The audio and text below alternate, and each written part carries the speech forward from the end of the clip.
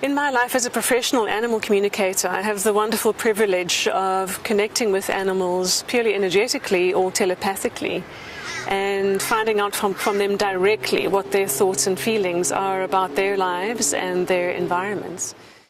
Because of the number of incidents of sharks approaching people in the water, there's been a lot of fear and a lot of reaction, and all sorts of measures are being considered, of course, to try and keep the sharks at bay, or even worse. There's been votes in some parts of the world for culling them. There's talks of various repellent methods. So I was asked to check in with the great white shark species in that area in particular to hear what their view of humans is, particularly humans in the water, and what's really happening in that dynamic. What's going on when there's a so-called attack? And I do say so-called attack because I can guarantee you the shark's motivation is not attack, is not harm, and is certainly not to make us their food. Who I was speaking with was actually great white shark consciousness in general, and what they had to say about the state of play at the moment is what applies all around the world. The truth of the matter is that their food supply has been so decimated. In particular, they showed me a whole range of middle-sized fish species that are either completely absent or are in very, very short supply in the shark's normal range. So their normal food, for which they would go through normal foraging behavior, is just not available to them anymore at all. This has forced great white sharks to have to come a whole lot more inshore in search of the kind of diversity of food that they need. Most of the time they're just plain hungry a lot of the time, and because of being forced into more inshore waters and away from the threats out there like long lines and fishing nets, they themselves, the great whites, are in a lot greater density. They're more tightly packed together as they're cruising our shorelines. The energy between these sharks is therefore competitive. There's a very limited natural food supply. They're all jostling for space and jostling against each other, and this creates a whole field of competitiveness between them. Let's jump track for a minute and look at how humans are being in the water when they are there for recreational purposes.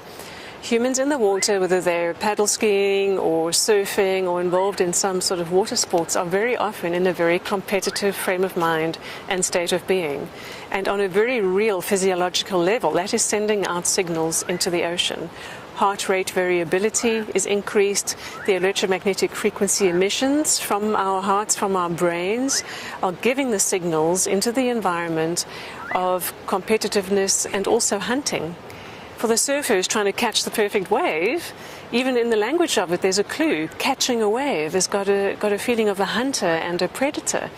So enter from stage left the other predators, the beautiful apex predators in the ocean, who are themselves feeling competitive between each other. They have a high sensitivity for and a radar that's almost always on for sensing any other competitive or predatory signals in an environment. And when they sense that, they will go and check it out because it might be competition for their own hunting when they are hunting for their real food. When a shark gets closer to a human to come and suss out what is this energy ball that I'm sensing, this feeling of contracted energy, and they're hunting something, when they come closer, most of the time they just turn away, realizing that we're not real competition for them at all. They turn away, and the surfer or the paddle skier never knows anything about the shark having been there. However, if the shark decides to take a closer kind of inspection, the way that sharks test things is using their mouths. They mouth things to test us out. Of course, if that happens, the poor surfer in the water immediately knows the shark is there, and what usually follows is absolute panic. Understandable fear, understandable survival instinct kicks in, which unfortunately amplifies the hectic electromagnetic output and brainwave output from the human in the water. Essentially, what the human is doing in that moment is behaving very much like prey, splashing around, being panicked. That's very much a prey response. So at worst, a shark may actually take a test bite. The moment they do, they realize we're not their natural food. We just taste really, really bad to them. It was interesting experiencing from the shark's perspective the taste of human flesh and their distaste for it. So you tasted that? I actually tasted that. Oh. Quite frankly, sharks view us as a bit too salty and just want to spit us out. Oh. And they have no reason to know that a little nibble on a human is going to end up potentially being fatal for us because we're likely to bleed out from some artery that they've severed. That's really not their problem and not their intention. If they wanted to attack us and finish us off, they would do that. They would come back again and again, and they would actually eat or ingest us. Fear is the greatest obstacle, and we are often fearful before we even step into the water.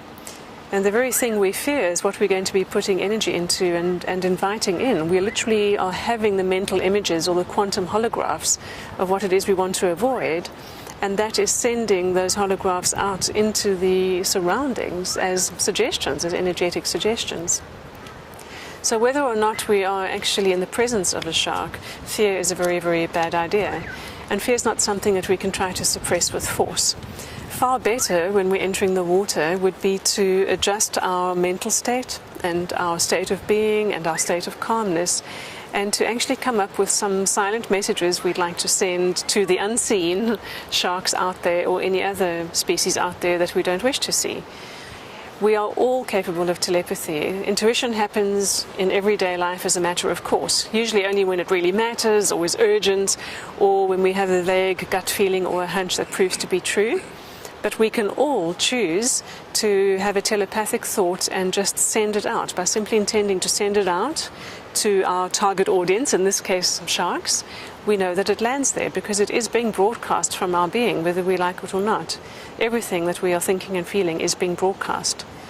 Therefore, we may as well broadcast the good stuff or the helpful stuff. And so my advice for people who are going to be getting into the water that is sharks' home and their rightful place to be, when we want to go and have some fun there for recreation purposes, I suggest we start from onshore, standing there on the beach with our kayak or with our surfboard in hand, or just sitting quietly and taking no more than a few minutes to simply address the sharks. Address them silently. Even better to send a nice greeting, to send a greeting. Doesn't matter what language you're thinking in, they will get it on the quantum level. This is how telepathy works. Send a greeting, and you have to be genuinely, of course, honoring and respecting their right to be there. When you're in the water, it's a very good idea to briefly and frequently keep on updating your communication and topping up with the good and helpful thoughts. A very good visualization to hold is that you have a bubble around you, not from a defensive and protected place where you're feeling very vulnerable and weak and just trying to be all fierce as a response, because that wouldn't work at all. That would just attract attention. I'm talking about putting a bubble around yourself as an imagined thing. You imagine this to be a radius around your whole body and below, and even above for that matter, of just peaceful energy and an absence of anything that could harm you. Imagining this constant buffer between yourself and any sharks in the area, so that even if one does see you, and even if the small percentage of the time that happens you see the shark in turn as well, you just keep this visual barrier. You imagine a few meters out from your body and you know they will not come closer than that barrier. That works much more effectively than other technology-based so-called shark repellents that emit frequency or electricity, because that in itself, unfortunately, really attracts and draws in the sharks to come and see what that's about. Much better to make it your own energy that you are adjusting. And when you are in a resonant state, with presumably the whole point of being in the ocean in the first place is to be enjoying nature, to be, without sounding weird or hippie about it, to be in the flow of the moment and of the sea. It's important to be in a resonant state, because then you, the human, are not going to stand out as this big discordant or weird thing worthy of further investigation. I've been fortunate enough to be swimming in the wild Indian Ocean with completely wild bottlenose dolphins, and in a few different of those occasions I've had sharks approach, tiger sharks, black-tip sharks, and by simply maintaining my innocence towards them and simple appreciation of them, despite the fact that I personally really don't want to be up close to a shark underwater, but extending my appreciation, my greeting, and holding an idea of that buffer has made them swim around me without coming within that radius that I have selected and I have chosen. It's really about who we're being, and we need to stop being competitive or even fearful in the water. Sharks do not attack humans. If anything, if they're interested enough, they might come closer to investigate when they're picking up on certain kinds of energy, particularly the competitive kind. And the classic case was in the final heat of the surfing competition. You see, if sharks attack, they do what's called pulling a vertical from underneath. They start out from underneath you and very quickly zoom up and will just grab you from underneath. When they're moseying along, minding their own business, or coming to investigate, they come in clear view. Usually you can see their dorsal fin above the surface. And the dorsal fin of that shark that was approaching Mick Fanning long before he saw it was very clear above the surface. The shark came close to do a bit of a swim by, and in so doing got caught in his leash. And in the panic that ensued, both the shark and human were obviously very anxious and in this kind of tumble to try to free themselves of each other. And even in that fright, the shark could so easily have done something to harm Mick, but he didn't. He just wanted to get away.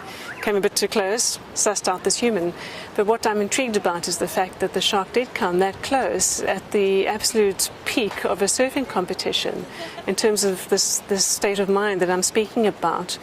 When humans are in a competitive state of mind, that certainly attracts the attention of other predators who, for various reasons of short supply of food and those things I've mentioned already, are by nature having to be competitive with each other. There are over 20 species of sharks in the world, and they are all at the point of near collapse, near extinction. They deserve to have what's left of their home be left alone and to be allowed to mind their own business. What I would say to the authorities who are considering shark deterrent or shark management techniques is to please consider the shark's right to be there. Many of the proposed solutions to keep humans safe from sharks actually involve huge damage to the sharks. There's all sorts of netting and culling and baiting being proposed. Even things that might seem more benign, like putting up various kinds of shark nets to cordon off certain areas, is fundamentally altering their behavior and not only their access to the inshore areas, but also other marine life as well. There's another consideration too. If a hole is made in the population of any species that we humans have chosen to go and exterminate locally or try to reduce the numbers of, something called the species survival syndrome kicks in. That species knows about the sudden gap and the sudden hole in their population at that place, and the reproduction rate increases hugely for them to fill that gap and to fill that hole. So predator control by lethal means never, ever, ever works, not on land and not at sea. In my work as an animal communicator, I'm again and again humbled by the fact that beautiful animals of all kinds who are being destroyed by humans because we don't want them around or we reckon there's not enough space for those animals anymore. I am again and again amazed how those animals haven't just actually risen up against us, because guess what? They know very well what humans are doing towards them. They could choose to attack us, choose to maim us, choose to trample us to death with their large elephants, and the care that they have not to attack us, not to just be reactive and aggressive like us humans are. The compassion that they have for us, just continuing to be themselves and just reflect to us who we're being and keep on taking it and keep on taking it, is nothing short of amazing.